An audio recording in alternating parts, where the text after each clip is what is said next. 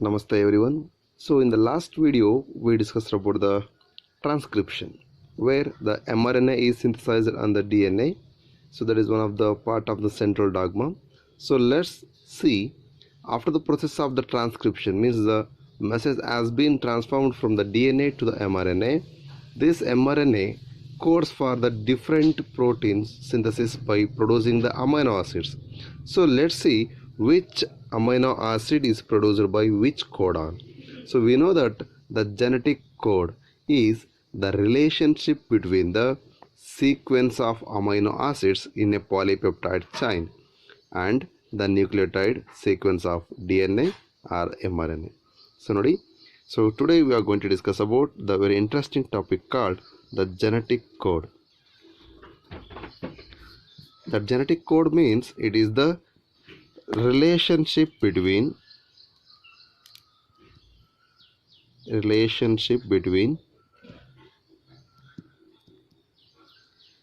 the sequence of amino acids.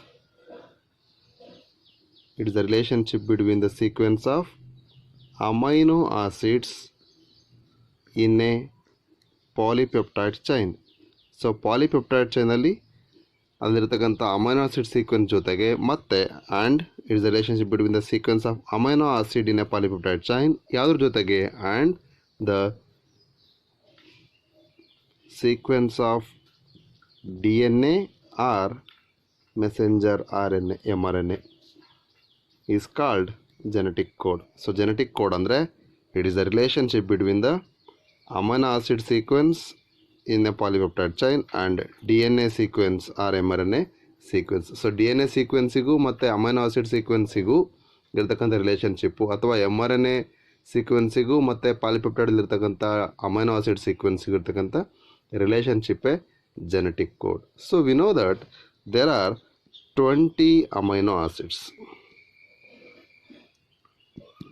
There are 20 amino acids which are participate in the protein synthesis. ಒಂದು protein ಸಿಂಥಸಿಸಲ್ಲಿ minimum ಅಂದರೂ 20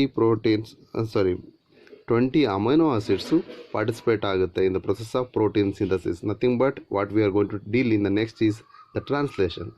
so the 20 amino acid which codes for this protein synthesis. So D N A contains the information for the synthesis of any type of polypeptide chain, but that information is decoded, that is in the form of mRNA that carries the message for the synthesis of those amino acids in the polypeptide chain. So in the process of transcription, information is transformed from DNA to mRNA. We know that and we already discussed in the last video. In the form of what? Means in the form of complementary nitrogen bases. In the form of complementary nitrogen bases. ಆ nitrogen base ಸೀಕ್ವೆನ್ಸಲ್ಲಿ ಏನು formation ಆಗಿರುತ್ತೆ ಅದು D N ಎಯಿಂದ M R N ಎಗೆ ಮೆಸೇಜನ್ನು transfer ಮಾಡುತ್ತೆ. So that process of transcription, that is information is transformed from DNA to the mRNA in the form of complementary nitrogen base sequence. So mRNA that contains the code for each amino acid. We know that mRNA contains the code for each amino acid, that is called codon. mRNA which contains a code for each amino acid synthesis, that is called codon. So a codon is a nucleotide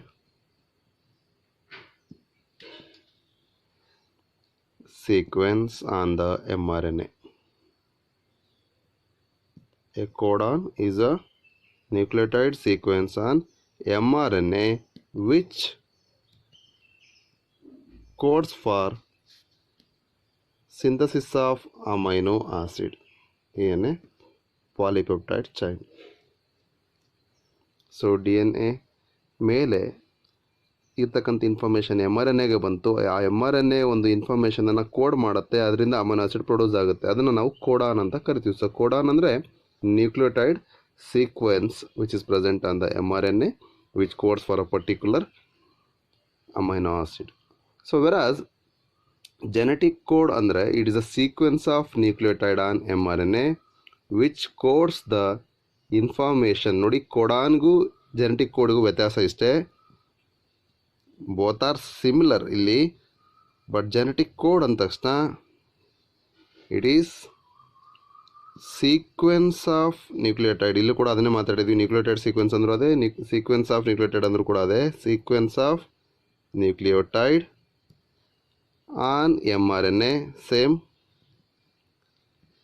which contains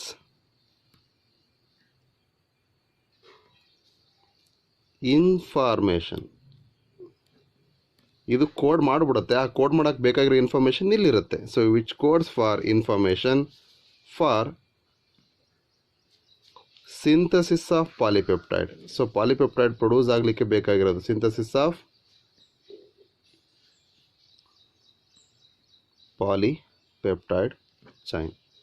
So a codon is a nucleotide sequence on mRNA which codes for amino acid. Genetic code is a sequence of nucleotide on mRNA which contains the information. This is a difference, which contains the information for synthesis of polypeptide chain. So ಇಲ್ಲಿ polypeptide ಚೈನನ್ನು synthesis ಮಾಡಲಿಕ್ಕೆ ಇನ್ಫಾರ್ಮೇಷನನ್ನು ಹೊಂದಿದ್ರೆ genetic codon particular amino ಆಸಿಡ್ಗೆ ಮಾತ್ರ ಇನ್ಫಾರ್ಮೇಷನನ್ನು ಹೊಂದಿರುತ್ತೆ. So coming to the codons. Okay, ಈಗ ಈ ಕೋಡ್ ಹೇಗಿರುತ್ತೆ ಅಂತ ನೋಡೋದಾದರೆ ನಾವು ಮಾತಾಡೋದು ಆಲ್ರೆಡಿ ಗೊತ್ತಿದೆ. ನಾನು ಸ್ಟಾರ್ಟ್ ಮಾಡಬೇಕಾದ್ರೆ ಟಾಪಿಕನ್ನು AUG2 UAG UAA UGA ಅಂತ ಸ್ಟಾರ್ಟ್ ಮಾಡಿದೆ. ಸೊ ಯಾಕೆ ಅಂದರೆ ಬರೆದಿರೋದೇ 3 ನೈಟ್ರೋಜನ್ ಬೇಸ್ ಪೇರು, ಅಲ್ಲಿಗೆ 3 ಇದ್ದಾವೆ ಅಂದರೆ ಟ್ರಿಪ್ಲೆಟ್ ಅಂತ ಅರ್ಥ. ಸೊ ಹಾಗಾದರೆ ಟ್ರಿಪ್ಲೆಟ್ ಕೋಡ್ ಅಂತ ಬರೆದಿದ್ದೀನಿ. ದ ಮೇನ್ ಪ್ರಾಬ್ಲಮ್ ಅಂದರೆ ಈಗ ಜೆನೆಟಿಕ್ ಕೋಡ್ ಹೇಗಿರುತ್ತೆ ಅಂತ ಡಿಟರ್ಮೈನ್ ಮಾಡಲಿಕ್ಕೆ, the main problem of genetic code was to determine the exact number of nucleotides in a codon which codes for one amino acid. So ಹಾಗಾದರೆ ಒಂದು amino acid produce ಆಗಬೇಕು ಅಂದರೆ ಎಷ್ಟು ಕೋಡಾನ್ಸು, ಈ ಥರ 3 ಇರ್ತಾವ, 2 ಇರ್ತಾವ, 1 ಇರುತ್ತಾ, ಹೇಗೆ ಗೊತ್ತಾಗುತ್ತೆ ಅಂತ ನಮಗೆ ಗೊತ್ತಿಲ್ಲ.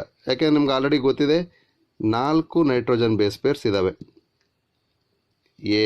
AUGC ಅಂತ. ಇವು ಯಾವ ರೀತಿ ಅರೇಂಜ್ ಆಗಿ ಟೋಟಲ್ 20 ಅಮೈನೋ ಆಸಿಡನ್ನು ಪ್ರೊಡ್ಯೂಸ್ ಮಾಡ್ತವೆ ಅಂತ ನಮಗೆ ಗೊತ್ತಿಲ್ಲ. ಹಾಗಾಗಿ ಇದನ್ನು ಡಿಟರ್ಮೈನ್ ಮಾಡೋದು ಭಾಳ ಕಷ್ಟ. ಸೊ ಹಾಗಾಗಿ ನಾವು ಫಸ್ಟು ಟ್ರಿಪ್ಲೆಟ್ ಇದೆ ಅನ್ನೋದಕ್ಕಿಂತ ಸಿಂಗ್ಲೆಟ್ ಇದ್ದರೆ ಏನಾಗುತ್ತೆ, if genetic code is singlet ಅಂದರೆ ಒಂದೇ, the genetic code is combination of only 1 nitrogen base pair, combination of 1 nitrogen base. ಹಾಗಾದರೆ ಟೋಟಲ್ 4 ಇದ್ದಾವೆ, ಒಂದೇ ಕಾಂಬಿನೇಷನ್ ಅಂದರೆ 4 to the power of 1, then 4 into 1 ಅಂದರೆ 4 ಆಯಿತು. ಹಾಗಾದ್ರೆ ನಾವು ನೋಡ್ಬೇಕಾದ್ರೆ ಜೆನೆಟಿಕ್ ಕೋಡನ್ಸ್ ಹೇಗಿರುತ್ತವೆ, A 1 ಇರುತ್ತೆ, U ಇರುತ್ತೆ, G ಇರುತ್ತೆ, C ಇರುತ್ತೆ. There is no different. But ಈ 4ರಿಂದ 20 ಅಮೈನೋ ಆಸಿಡ್ ಪ್ರೊಡ್ಯೂಸ್ ಮಾಡಲಿಕ್ಕೆ ಹೈಲಿ ಇಂಪಾಸಿಬಲ್. ಹಾಗಾಗಿ ಸಿಂಗ್ಲೆಟ್ ಫಾರ್ಮಲ್ಲಿ ಇರಲ್ಲ. It is the insufficient to code for 20 amino ಆಸಿಡ್ಸ್ ಅಂತ ನಾವು ಕನ್ಸಿಡರ್ ಮಾಡಿ ಸಿಂಗ್ಲೆಟ್ ಫಾರ್ಮನ್ನು ಬಿಡ್ತೀವಿ.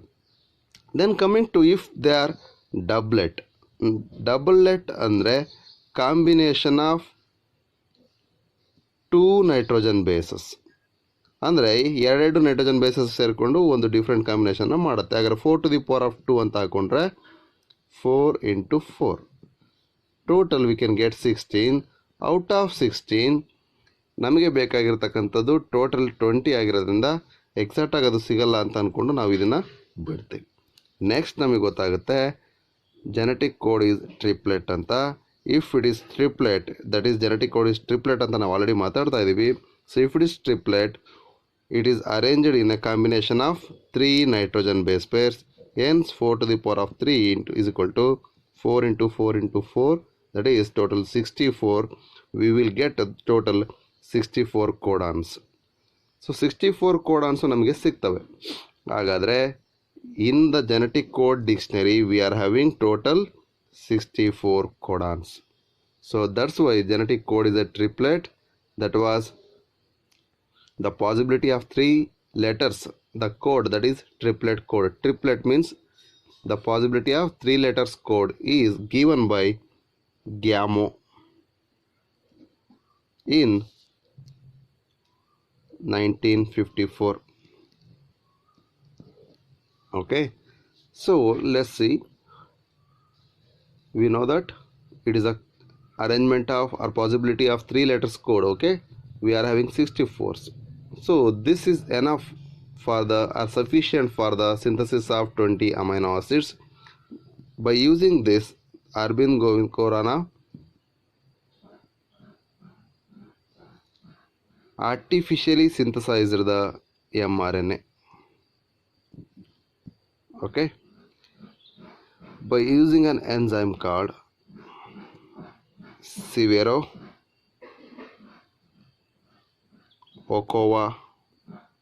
enzyme is another name for RNA polymerase enzyme.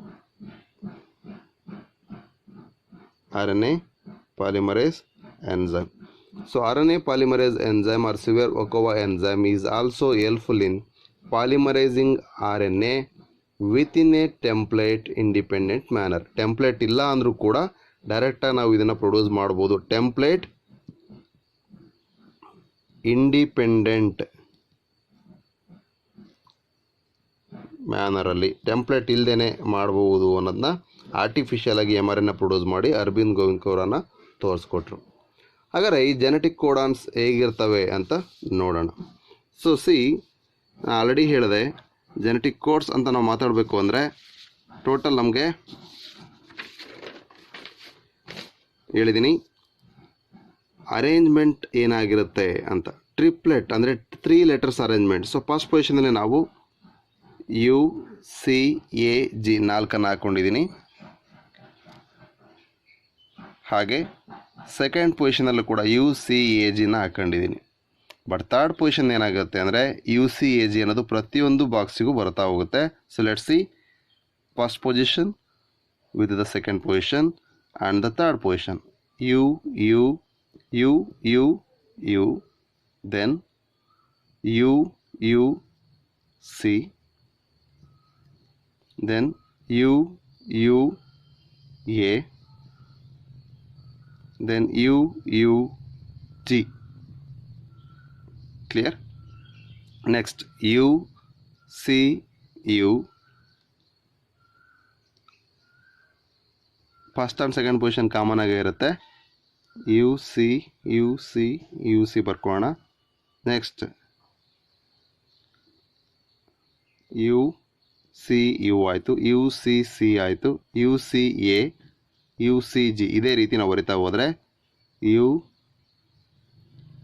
First ಪೊಸಿಷನಲ್ಲಿ ಕಾಮನ್, ಸೆಕೆಂಡ್ ಪೊಸಿಷನಲ್ಲಿ A ಬರುತ್ತೆ, ಥರ್ಡ್ ಪೊಸಿಷನಲ್ಲಿ UCAG. So first position U is common, second position G is common, third position UCAG. So ಈ ರೀತಿ ನಮಗೀಗ ಆಲ್ರೆಡಿ 4 × 4 ಟೋಟಲ್ 16 ಸಿಕ್ತು. ಇದೇ ರೀತಿ ಎಲ್ಲದಕ್ಕೂ ಬರ್ಕೊಳ್ತಾ ಹೋಗೋಣ. So first position is common CCC and second position is UU, then third position UCAG, then first position is C. ಎಲ್ಲದರಲ್ಲೂ ಕೂಡ ಫಸ್ಟ್ ಪೊಸಿಷನ್ ಸಿನೇ ಬರುತ್ತೆ. ಸೆಕೆಂಡ್ ಪೊಸಿಷನ್ ಇಲ್ಲಿ CCC, ಇಲ್ಲಿ ಸೆಕೆಂಡ್ ಪೊಸಿಷನ್ A, ಇಲ್ಲಿ G ಆ್ಯಂಡ್ ಥರ್ಡ್ ಪೊಸಿಷನಲ್ಲಿ UCAG,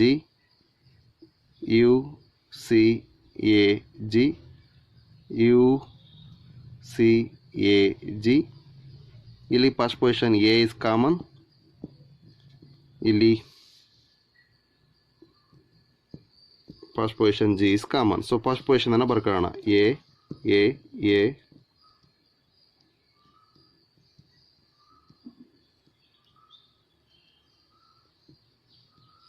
ಇಲ್ಲಿ ಕೆಳಗಡೆ G ಬರುತ್ತೆ. ಸೊ ನೀವು ಕೂಡ ಈ ರೀತಿಯೇ ಬರೀಬೋದು. ಟೋಟಲ್ 64 ಕೋಡಾನ್ಸ್ ನಮಗೆ ಸಿಗುತ್ತೆ. ಸೊ ಸೆಕೆಂಡ್ ಪೊಸಿಷನಲ್ಲಿ U ಇದೆ, third position UCAG, second position ಇಲ್ಲಿ ಸಿ ಇರೋದ್ರಿಂದ ಸಿ ಸಿ ಸಿ ಬರಿತೀವಿ. Next third position U C A G, U C A G. ಇಲ್ಲಿ third position A, sorry second position A,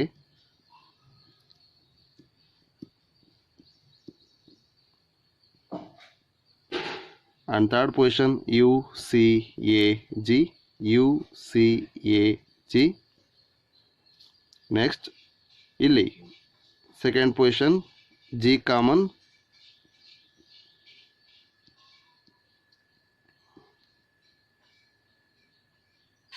next third position U C A G.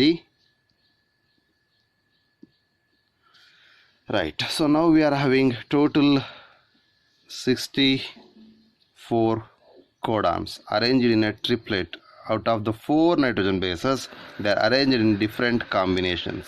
Okay, so different combinations ಅಲ್ಲಿ arrange ಆಗಿದ್ದಾವೆ.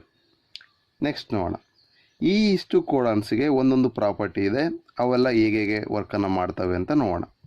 Okay, so coming to the characteristics of the genetic code. So first character is they are triplet. Just we have discussed that they are triplet means the first character of the genetic code is triplet in nature, means a codon is composed of 3 adjacent nitrogen bases which specifies 1 amino acids. So that is what we studied. So example ಯಾವ ರೀತಿ ಕೊಡಬಹುದು ಅಂದರೆ, total 90 nitrogen bases ಇದ್ವು ಅಂದರೆ we can expect then mRNA determines 30 amino acids ಅಂತ. ಸೊ ಒಂದು nitrogen base pairs 90 nitrogen base pairs ಇದ್ದರೆ mRNA ಟೋಟಲ್ 30 ಅಮೈನೋ ಆಸಿಡ್ಸನ್ನು ಪಾಲಿಪೆಪ್ಟೈಡ್ ಚೈನಲ್ಲಿ ಪ್ರೊಡ್ಯೂಸ್ ಮಾಡುತ್ತೆ ಅಂತ ಅರ್ಥ. ಅಂದರೆ 3 ಈ ರೀತಿ 3 ಲೆಟರ್ಸ್ ಕಾಂಬಿನೇಷನ್ ಅಂದರೆ ಅರೇಂಜ್ ಆಗಿರುತ್ತೆ. ಟೋಟಲ್ 90 ಅಂದರೆ 90 ಡಿವೈಡ್ ಬೈ 3 ಅಂದರೆ 30 ಅಮೈನೋ ಆಸಿಡ್ಸ್ ಎಕ್ಸ್ಪೆಕ್ಟ್ ಮಾಡ್ಬೋದು. That is triplet in nature. Coming to second is universality. ಅಂದರೆ ಎಲ್ಲ ಆರ್ಗನಿಸಮ್ಸಲ್ಲೂ same kind, unicellular organism, multicellular ಆಗಿರ್ಬೋದು, ಬ್ಯಾಕ್ಟೀರಿಯಾ, ವೈರಸ್ಸು, ಪ್ರತಿಯೊಂದರಲ್ಲೂ ಕೂಡ same universally applicable. Means the universality of the genetic code means it is applicable universally. Here the same genetic code is present in all kinds. Same genetic code is present in all kinds of living organism, including virus, bacteria, unicellular and multicellular organisms.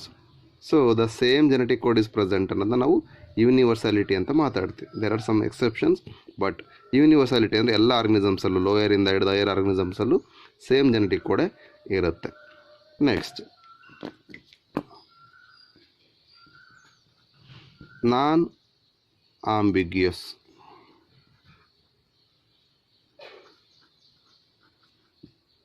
So non-ambiguous means that is one codon specifies only one amino acid. So one codon, one amino acids. So one codon specifies one amino acid and not any other. ಒಂದು amino acid ಒಂದನ್ನಷ್ಟೇ code ಮಾಡುತ್ತೆ, ಅದನ್ನು ಬಿಟ್ಟು ಬೇರೆ ಯಾವುದೂ ಇಲ್ಲ. In this case, one codon never code for 2 different amino acids. So ಒಂದು codon ಒಂದೇ amino ಆಸಿಡ್ಸ್ಗೆ ಕೋಡ್ ಮಾಡುತ್ತೆ, ಆದರೆ 2 ಅಮೈನೋ ಆಸಿಡ್ಸ್ಗೆ ಕೋಡ್ ಮಾಡಲ್ಲ. But there are some exceptions, especially GUG. So GUG is the codon which codes for methionine. So GUG which codes for generally valine.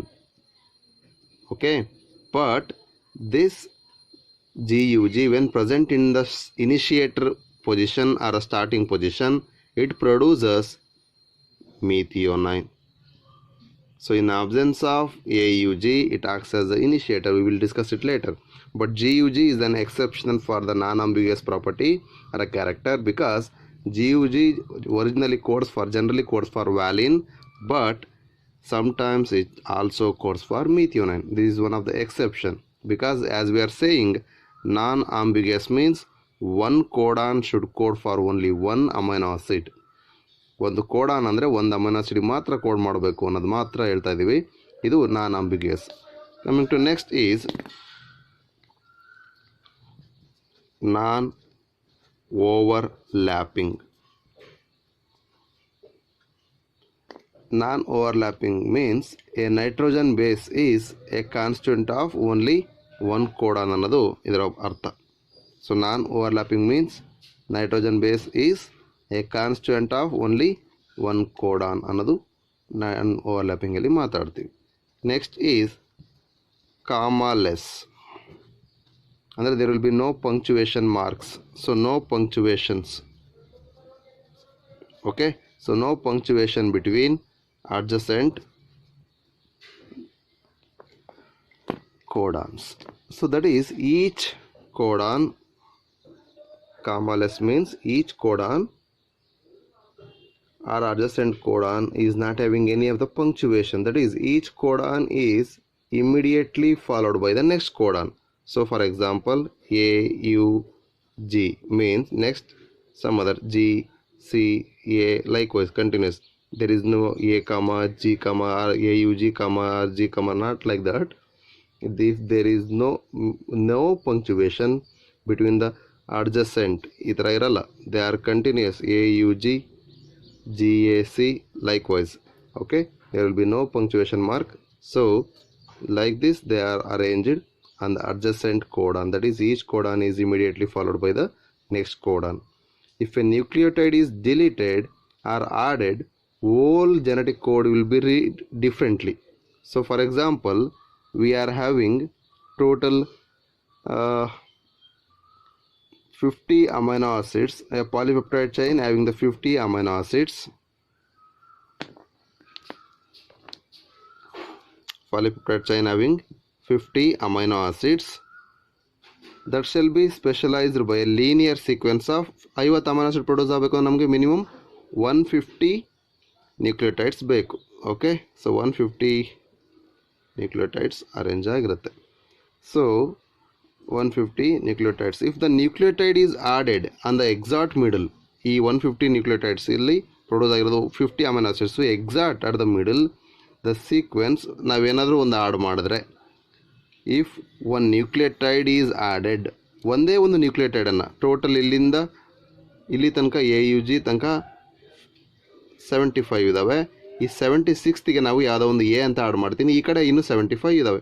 ಹಾಗಾದರೆ ಏನಾಗುತ್ತೆ ಅಂದರೆ, out of 50 amino acid produced, the first 25 will be common, they will be same, but producing next 25 will be different because of one insertion or because of one deletion.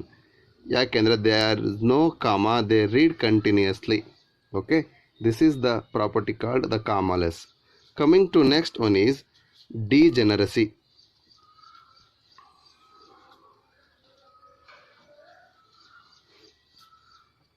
So degeneracy of genetic code means the 64 codons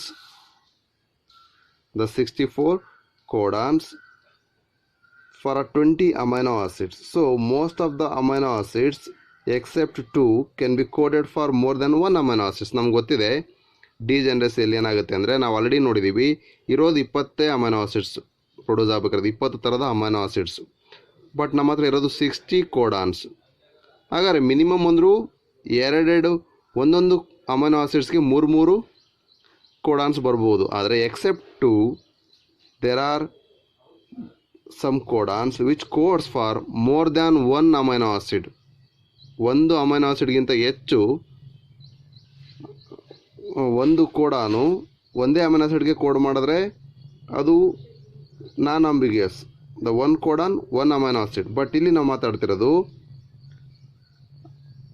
the most of amino acids can be coded by more than one codon, ಒಂದು amino ಆಸಿಡಿಗೆ ಬೇರೆ ಬೇರೆ ಕೋಡಾನ್ಸ್ಗಳು ಕೂಡ code ಮಾಡ್ತವೆ. So AUG code ಮಾಡ್ಬೋದು.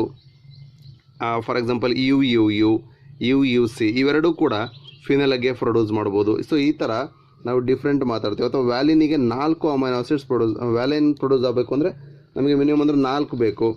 So ಅಥವಾ ಆರ್ಜಿನಿನ್ಗೆ ಬಂದರೆ 6 ಕೋಡಾನ್ಸ್ಗಳು produce ಮಾಡ್ತವೆ ಆರ್ಜಿನಿನ್ನ. So ಈ ರೀತಿ ಒಂದೇ ಅಮೈನೋ ಆಸಿಡ್ಸನ್ನು ಡಿಫ್ರೆಂಟ್ ಕೋಡಾನ್ಸ್ಗಳು ಪ್ರೊಡ್ಯೂಸ್ ಮಾಡ್ತವೆ. ಸೊ ಆ ಒಂದು ಪ್ರಾಪರ್ಟಿನ ನಾವೇನಂತ ಕರಿತೀವಿ, degeneracy. That is nothing but out of 64 codons we have to produce only 20 types of amino acids. So most of the amino acids except 2 can be coded for more than one codon. The single amino acid coded by more than one codon. ಇಷ್ಟೇ simple ಆಗಿ ಹೇಳಿದ್ರೆ single amino acid coded by more than one codon. So that is called degeneracy. This was discovered by Bornfield and Nirenberg. So Bornfield and Nirenberg ಇದನ್ನ propose ಮಾಡ್ತಾರೆ. So only 2 amino acids, so tryptophan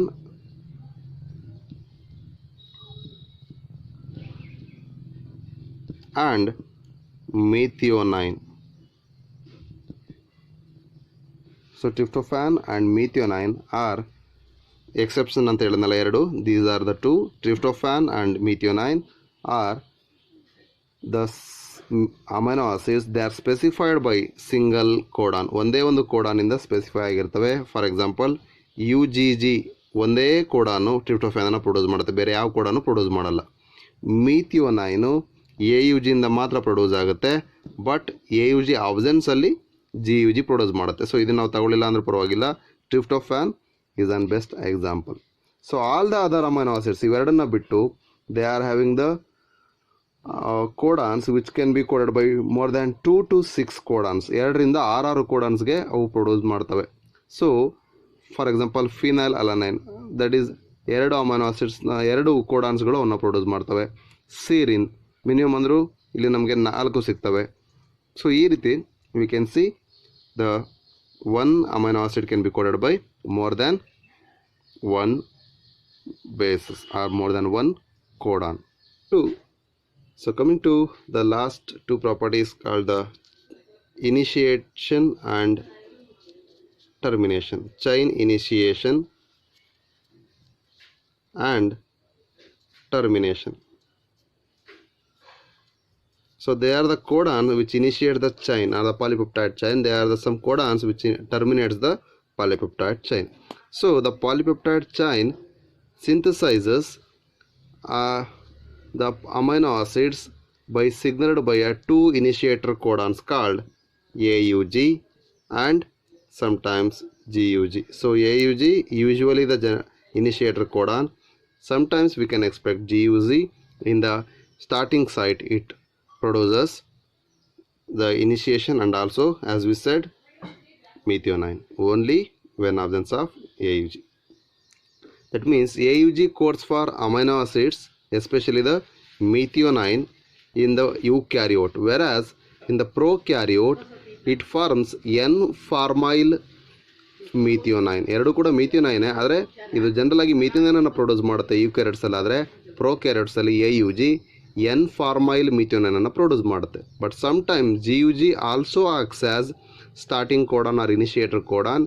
it codes for valine amino acids normally, but when it is present at the starting position it codes for the methionine amino acids.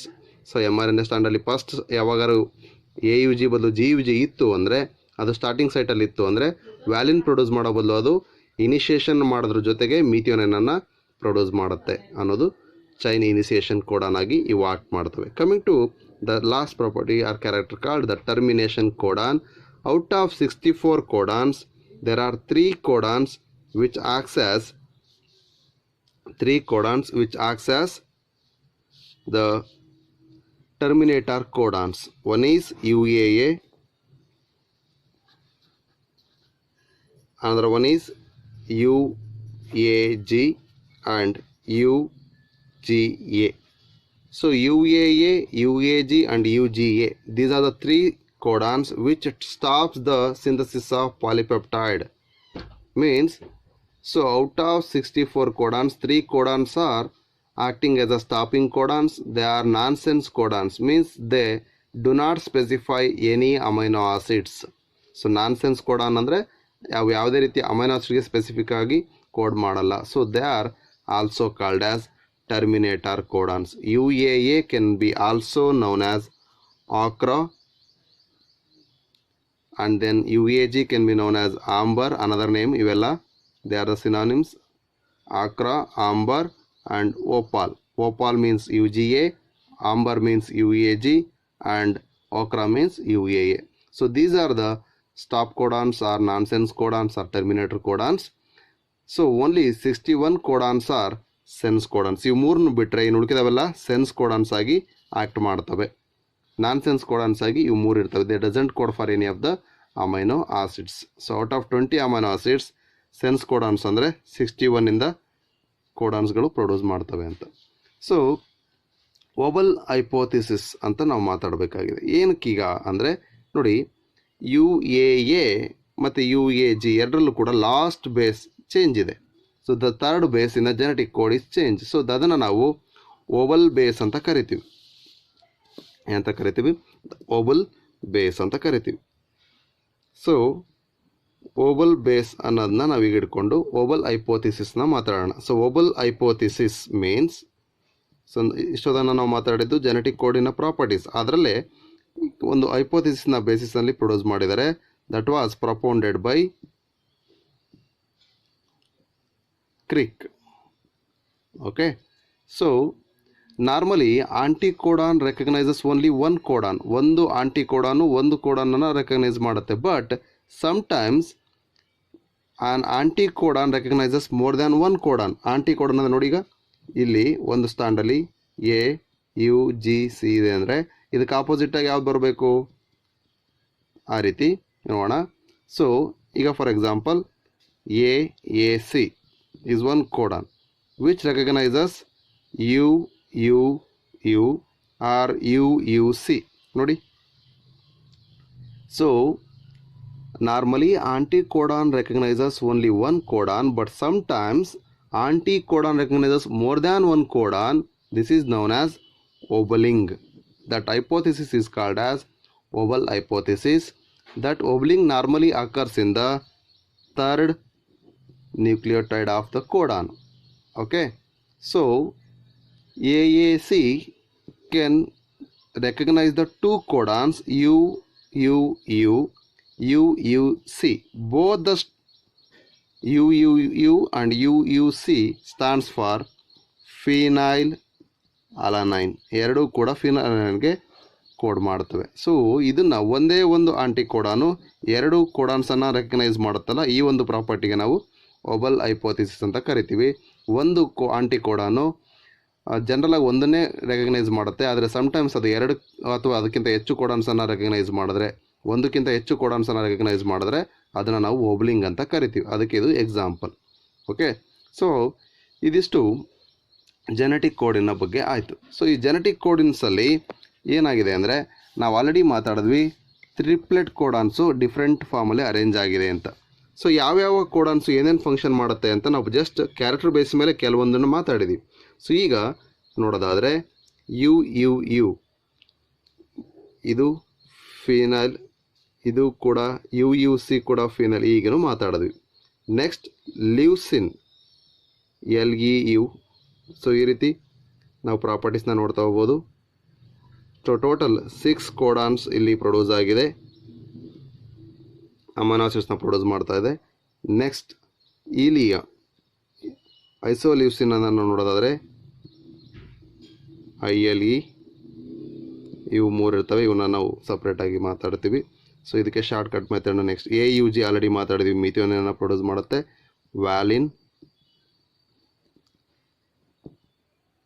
Okay, so ಇದೇ ರೀತಿ ಬೇರೆ ಬೇರೆ ನೋಡೋದಾದರೆ UCUಗೆ ಸೀರಿನ್, next ಕೂಡ ಸೀರಿನ್, ಇದು ಕೂಡ ಸೀರಿನ್, so SER ಅಂತ ಬರಿತೀವಿ. ನೆಕ್ಸ್ಟ್ ಪ್ರೋಲಿನ್, ಇದು ಕೂಡ ಬರಿತಿದ್ದೀವಿ. ಟೋಟಲ್ ಇಲ್ಲಿ ಬರ್ತಕ್ಕಂಥ ಥ್ರೋಂಬಿನ್. ಸೊ ನೆಕ್ಸ್ಟ್ 4 ಟೋಟಲ್ ಎಲ್ಲವೂ ಅಲನೈನ್, ಇವು 4 ALA ಇಂದ ರೆಪ್ರೆಸೆಂಟ್ ಮಾಡ್ತೀವಿ. ನೆಕ್ಸ್ಟ್ ಟೈರೋಸಿನ್ 2 ರೆಕಗ್ನೈಸ್ ಮಾಡ್ತೀವಿ. ಇಲ್ಲಿ ಸ್ಟಾಪ್ ಕೋಡಾನ್ಸ್ UAA UAG ಸ್ಪೆಷಲ್ ಆಗಿ ಹೇಳಿದ್ವಲ್ಲ. ಸೊ UAA ಸ್ಟಾಪ್ ಕೋಡಾನ್ ಇದು ಯಾವುದೇ ರೀತಿಯ ಅಮೈನೋ ಆಸಿಡ್ಸನ್ನು ಪ್ರೊಡ್ಯೂಸ್ ಮಾಡಲ್ಲ. ಬಟ್ ನಾವು ಇಲ್ಲಿ AUG ನೋಡಿದ್ವಿ. ಸೊ AUG ಮೀಥಿಯೋನೈನನ್ನು ಪ್ರೊಡ್ಯೂಸ್ ಮಾಡುತ್ತೆ ಮತ್ತು ಸ್ಟಾರ್ಟ್ ಕೋಡಾನ್ ಆಗಿ ಕೂಡ ವರ್ಕ್ ಮಾಡುತ್ತೆ. GUG ಸ್ಟಾರ್ಟ್ ಕೋಡಾನ್ ಆಗಿ ಕೂಡ ವರ್ಕ್ ಮಾಡುತ್ತೆ. ಓಕೆ, ಆದರೆ ಇದು only stop codons, they are nonsense codons. Then histidine, then glycine, glutamine, next ASN, next lysine, okay, aspartic acid, next glutamic acid. ಈ ರೀತಿ ಈ ಕಡೆ ಬಂದರೆ cysteine, next UGA stop codon, next tryptophan ಒಂದೇ ಒಂದು ಹೇಳಿದ್ವಿ ನಾವು, ಓನ್ಲಿ 1 ಅಂತ. ನೆಕ್ಸ್ಟ್ ಆರ್ಜಿಯೋನೈನ್ 4,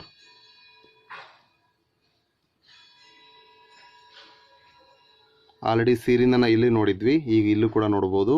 ಟೋಟಲ್ 6 ಅಮೈನೋ ಟೋಟಲ್ 6 ಕೋಡಾನ್ಸು ಈ ಒಂದು ಅಮೈನೋ ಆಸಿಡ್ನ ಪ್ರೊಡ್ಯೂಸ್ ಮಾಡ್ತಾ ಇದ್ದಾವೆ. ನೆಕ್ಸ್ಟ್ ಅರ್ಜೆಂಟೈನ್, ಇಲ್ಲಿ 4 ಆರ್ಜಿನೈನನ್ನು 4 ನೋಡಿದ್ವಿ, ಇಲ್ಲಿ ಮತ್ತೆ 2 ಬರುತ್ತೆ. ಟೋಟಲ್ ಆರ್ಜಿನೈನ್ ಕೂಡ 6 ಆಯಿತು. ಗ್ಲೈಸಿನ್,